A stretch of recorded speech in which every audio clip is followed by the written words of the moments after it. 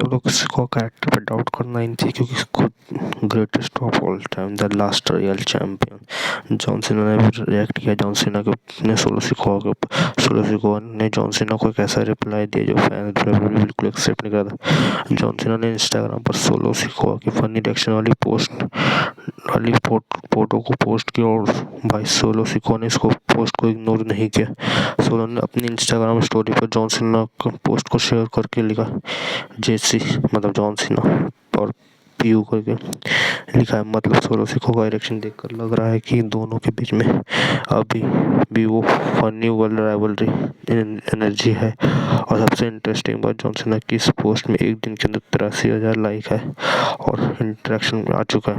WWE में दोनों के सीरियस मोमेंट तो हमने बहुत देखे, लेकिन सोलो का ये मीम स्टाइल रिस्पॉन्स और बहुत अच्छा है। अब बताओ सोलो सिकोआ और जॉन सीना का ये इंटरेक्शन फनी था, इस कमेंट जरूर करो। Thanks for watching.